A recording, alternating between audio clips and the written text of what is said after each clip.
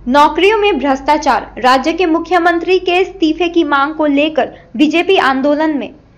सिलीगुड़ी नौकरी में भ्रष्टाचार और अदालती फैसलों के कारण लगभग 26,000 शिक्षकों और शिक्षा कर्मियों को अपनी नौकरी गंवानी पड़ी है। ऐसी अभूतपूर्व घटना प्रदेश के लिए शर्म की बात है। इसके लिए पूरे तरह से राज्य सरकार जिम्मेदार है। इसलिए राज्य की मुख्यमंत्री ममता बनर्जी को तुरंत जिम्मेदारी स्वीकार कर इस्तीफा दे देना चाहिए। इस मांग को लेकर बीजेपी राज्यव्यापी आंदोलन में शामिल हो गई है। आज भाजपा सांगठनिक जिला कमेटी ने सिलीगुड़ी में विरोध मार्च निकाला। जुलूस वेनस मोड़ से शुरू हुआ और एयरव्यू जंक्शन पर समाप्त हुआ। जुलूस में भाजपा नेता रतिन बोस, सिलीगुड़ी नगर निगम विपक्ष के नेता अमित जैन के साथ युवा मोर्चा के अध्यक्ष अरिजीत दास, सिलीगुड़ी भाजपा विधायक शंकर घोष और सिलीगुड़ी सांगठनिक जिला के भाजपा कार्यकर्ता उपस्थित थे। इसका प्रमाण यह है कि वह भ्रष्टाचार के प्रतीक है।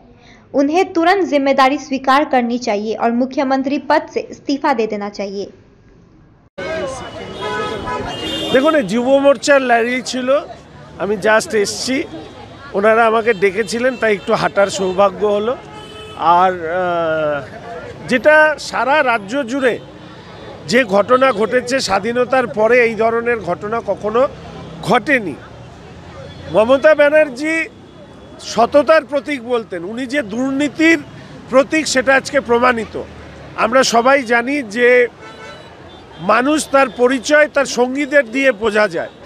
তো মমতা ব্যানার্জির যারা মন্ত্রী তারা তো অনেকেই জেলে গিয়েছেন, তাহলে মমতা ব্যানার্জি কেন জেলে যাবেন না?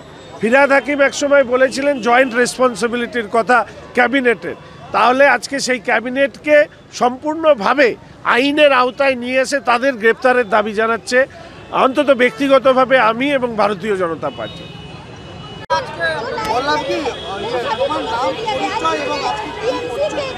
আমার নাম অরিজিৎ দাস, আমি ভারতীয় জনতা যুব মোর্চা শিলিগুড়ি সাংগঠনিক জেলা সভাপতি।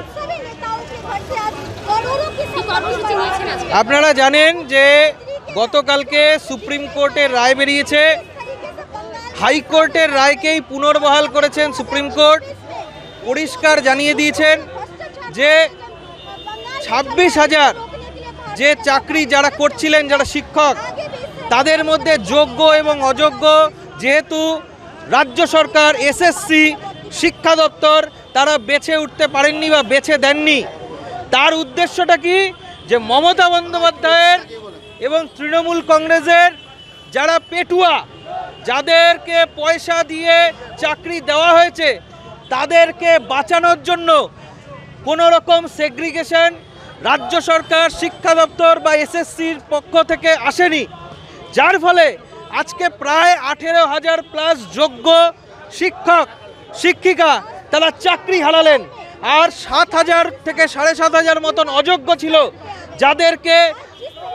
যাদেরকে রীতিমতন রাজ্য সরকার এবং এসএসসির দপ্তর থেকে চয়ন করা দরকার ছিল। বারংবার সুপ্রিম কোর্ট, হাইকোর্ট বলেছিলেন, সেই চয়ন যেহেতু স্টেট গভর্নমেন্ট, শিক্ষা দপ্তর এবং এসএসসি করতে পারেননি, অর্থাৎ করেননি। তৃণমূল কংগ্রেস যে পুরো দুর্নীতির সরকার, সেই ছবিটা স্পষ্ট হয়ে যেত যদি 7,000 থেকে 7,500 শিক্ষক যারা দুর্নীতি করে চাকরি পেয়েছে তাদেরকে সেই লিস্টটা যদি সামনে আসতো। আর সেই পরিস্থিতিটা যেন সামনে না আসে, তার জন্য এই লুকোছুপির খেলা চলেছিল। আজকে সুপ্রিম কোর্ট রায় পরিষ্কার করেছেন, যেহেতু রাজ্য সরকার, এসএসসি দপ্তর এবং শিক্ষা দপ্তর তারা কোনোভাবে এই দায় নেয়নি এবং যারা চুরি করে পাস করেছে, যারা টাকা দিয়েছে, তাদেরকে আলাদা করতে পারেননি, সেহেতু পুরো প্যানেলকে বাতিল করেছে।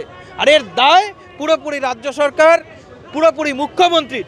আমরা দাবি করছি অবিলম্বে এই অরাজক সরকারের মুখ্যমন্ত্রীকে পদত্যাগ করতে হবে। এই সরকার আর চলতে পারেন না। আজকে আমরা মিছিল করছি, এখানে বিক্ষোভ করছি, রাস্তা অবরোধ করে আমরা কার্যক্রম করব। আমরা দীর্ঘক্ষণ রাস্তা অবরোধ করে কার্যক্রম করব। এই কার্যক্রম আমাদের আজকে চলবে যুব মোর্চার পক্ষ থেকে।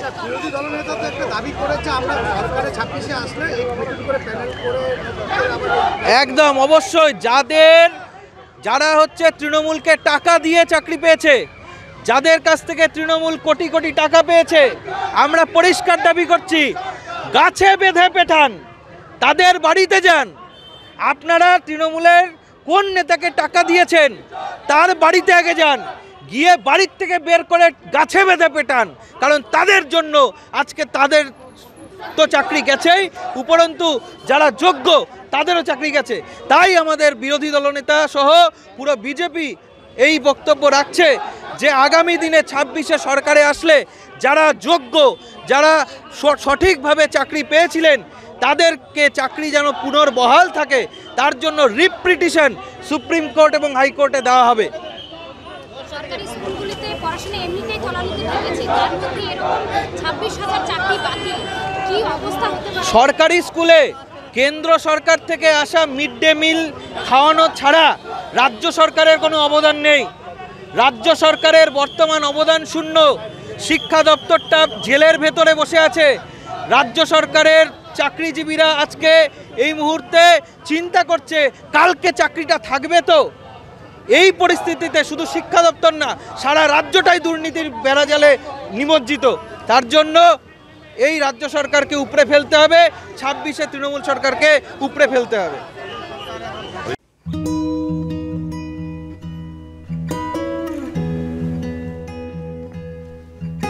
समय में रोपे को बिरु वाले बेला बेला मलजल पाए एक दिन रूख भैरो फलफूल दिन छ तेसरी नहीं एसआईपी में ससानु रकम लगाउनु गर्दी गरी ती रकमहरू भविष्यमा ठूलो रूप लिन सक्छ एवं तपाईले धनवान पनि बनाउन सक्छ। घर बनाउन, उच्च शिक्षा लिन, सुख साधन किन्न, सम्मानित रिटायरमेन्ट जीवन जिउन, होसमा जोश मिलाई एसआईपी में लगानी गरी भविष्य बनाउनुहोस्। म्यूचुअल फंड निवेश बाजार के जोखिमों के अधीन है। योजना से जुड़े सभी दस्तावेजों को ध्यान से पढ़ें। Confused about what to do after 10th or 12th? SK Live News is not just about news, but also about guiding youth towards the right career path. Introducing SK Live News Career Guidance Initiative, your first step towards a bright future. Top diploma courses available: paramedical, aviation, fashion design, graphic designing, hotel and event management, interior design, beautician, photography and more. Get expert guidance, free visits to top institutes in Siliguri, and complete career planning support. It's our social responsibility, empowering every young talent. Contact SK Live News, Siliguri. Call now, 8768384858. Damro's clearance sale is here with 50% off on selected products. Don't miss out. Visit your nearest Damro showroom now. Damro, internationally trusted furniture.